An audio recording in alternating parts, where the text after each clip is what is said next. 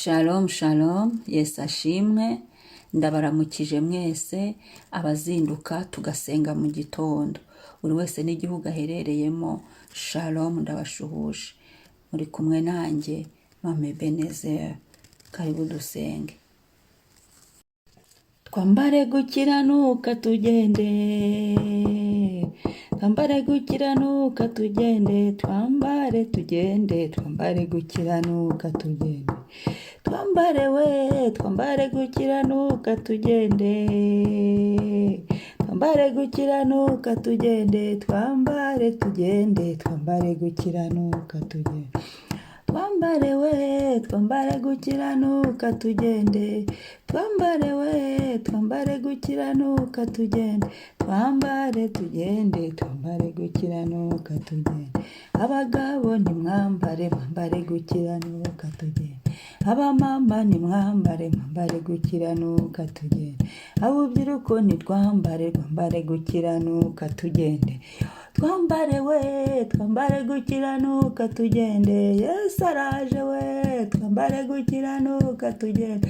Yesu arahageze, twambare gukiranuka tugende. Twambare tugende, twambare gukiranuka tugende. Uyu munsi nitwambare, twambare gukiranuka tugende. Mu buzima bwacu twambare, twambare gukiranuka tugende. Twambare we, twambare gukiranuka tugende. Twambare tugende, twambare gukiranuka tugende. Twambare we, twambare gukiranuka tugende. Twambare we, twambare gukiranuka tugende. Twambare tugende, twambare gukiranuka tugende.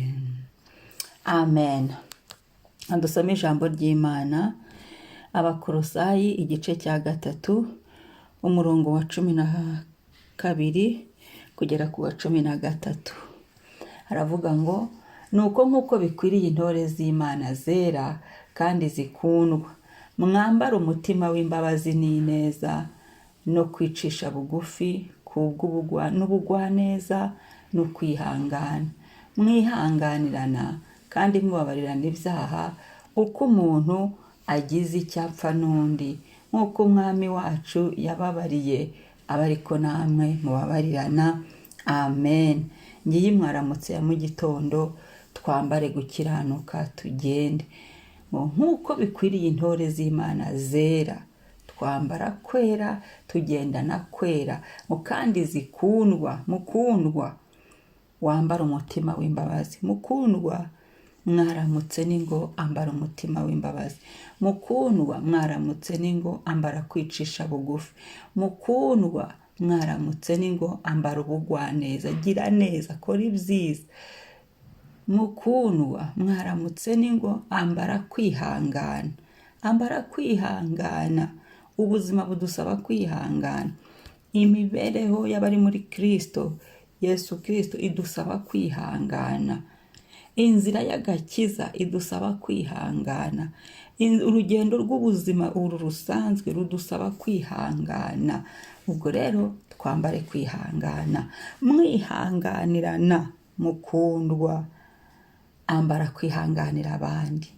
Abanyantege nke ubihanganire. Abakunaniza wihangane. Nta kidashira, nta bihe bidashira, ahubwo tubasengere.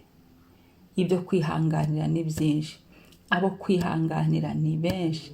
Ngo kandi mubabarirana ibyaha. Haleluya. Kubabarirana mu mbabazi biracyashoboka. Mu kubabarirana biracyashoboka. Kubabarirana urufunguzo rufungura n'imigisha yacu. Kubabarirana n'urufunguzo rufungura ibyacu. Kuko umuntu agize icyapfa n'undi. Turi ku isi y'abantu. Rero hari igihe usanga hari aho umuntu yagize icyapfa n'undi. Icyo gihe twihutira kubabarirana. Imana idutabara. Amen. Nk'uko umwami wacu yababariye aba ariko namwe mubabarirana. Reka twibuke ko Yesu atubabarira umunsi ku munsi. Twibuke ko duhora tuza imbere ya Yesu dusaba imbabazi, dusaba Imana imbabazi, twiyuhagiza amaraso ya Yesu. Natwe niba Imana itubabarira, niba Yesu aduha imbabazi, niba Yesu atwemerera tukiyuhagiza amaraso y'igiciro cyinshi yatumeneye, tukayiyuhagiza, natwe tubabarira abandi. tubabarire, tubabohore, tubahe imbabazi batanazidusabye. Imana ihabwe icyubahiro. Ibyo biradufasha kugumana ikanzu yacu yera. Haleluya, haleluya. Ngiye imyambaro twambara. Hari imyambaro aba Yesu twambara, hari imyambaro intore z'Imana twambara, hari imyambaro abari mu gakiza bambara, hari imyambaro abana b'Imana, abamenye Kristo, abamwakiriye, abamwizeye twambara. Apana abanyedini, hoya, ntabwo mvuga abanyedini, ndavuga abari mu rugendo rw'agakiza, bakiriye Yesu nk'umwami n'umukiza, bamukurikiye, abamwizeye, abizeye Yesu. Ibyo twambara ngibi: umutima w'imbabazi n'ineza, kwicisha bugufi n'ubugwaneza, kwihangana, kwihanganira abandi, kubabarirana ibyaha, ko umuntu agize icyo apfa n'undi, nk'uko umwami wacu Yesu yatubabariye, aba ariko tubabarira abandi. Reka nisuzume, nawe wisuzume. Ese mfitemo umutima w'imbabazi muri nge? Mfitemo umutima w'ineza? Isuzume muri iki gitondo. Nifitemo guca bugufi, kwicisha bugufi? Ese ubugwaneza burimo? Se kwihangana birimo ndabyambaye? Se kwihanganira abandi birimo ndabyambaye? Se kubabarira abandi birimo ndabyambaye? Gutanga imbabazi nkabaha imbabazi birimo ndabyambaye? Nahaweho kwireba nanjye nkireba. Reka dusenge. Ubwira Imana ngo Mana, icyo usanga udafite ubwira Imana ngo Mana, aha nsanze nambaye ubusa, ntagira imbabazi, nyambika imbabazi. Ndendika kugira nta bibazo uhuye n'umuntu mu nzira wambaye ubusa.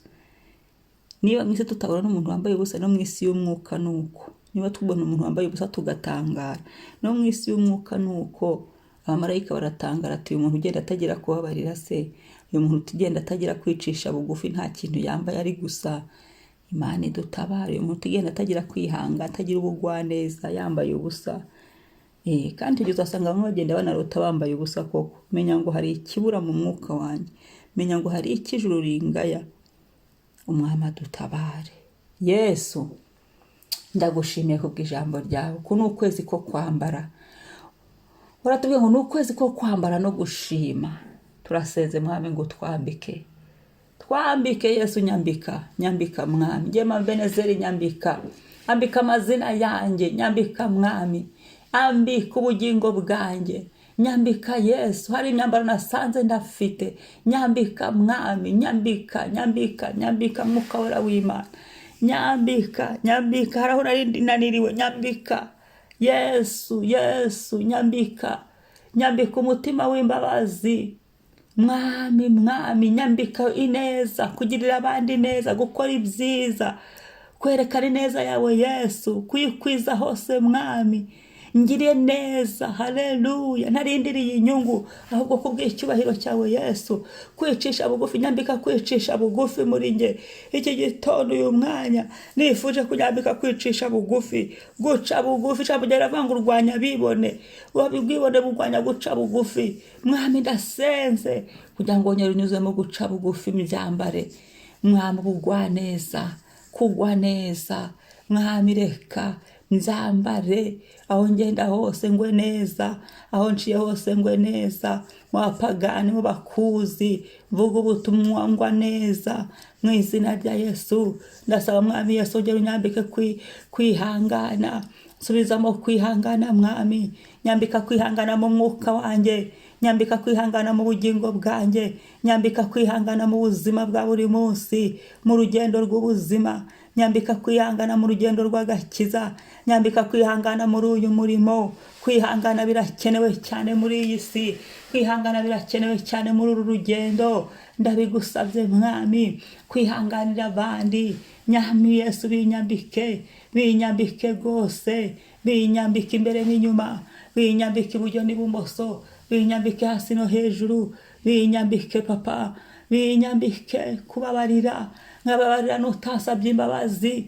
Mwami, nyambika kubabarira, nyambika kubabarira. Turi mu isi Yesu y'ibibazo, mu isi Yesu aho abantu bahurana n'abandi.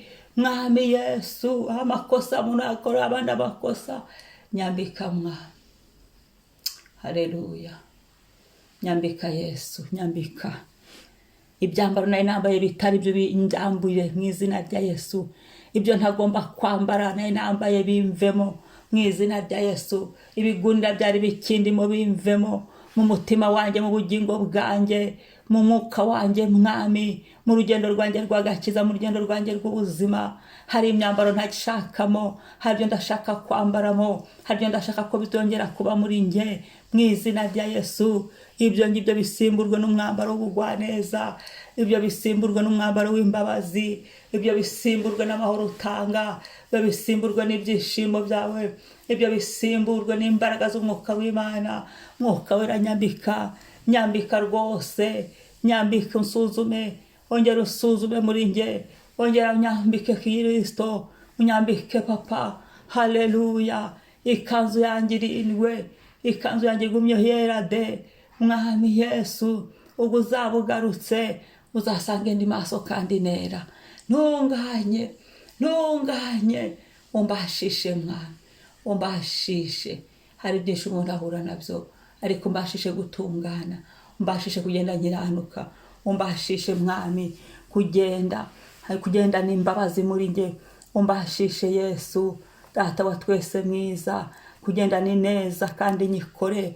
Umbashishe kwicisha bugufi mu izina rya Yesu. Umbashishe kugira ubugwaneza, kwihangana ubimbashishe mwami. Erega nshobozwa nawe Kristo, umpa imbaraga, unyuzuze mu izi mbaraga z'umutima w'imbabazi, izi mbaraga z'umutima w'ineza zuzure muri njye mu izina rya Yesu. Nzambare haleluya, haleluya.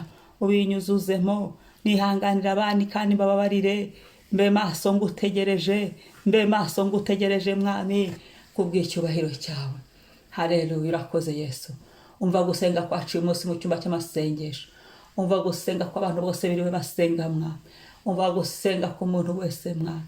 Ndimo turaguhendahenda ngo utwambike, utwambure ibishwambagara n'ibishweka, utwambure ibishaje mwami, utwambure ibyo karande zari zaratwambitse, ibyaha bya karande. Utwambike ibyo abantu bari baratwambitse, ibyaha twakoze kubw'abantu. Utwambike ibihe byari byaratwambitse, ibyaha kubw'ibihe twaciyemo. Utwambike wowe, utwambure iby'iminsi mibi byari byaratwambitse. Utwambure urubwa, ahubwo utwambike kurabagirana.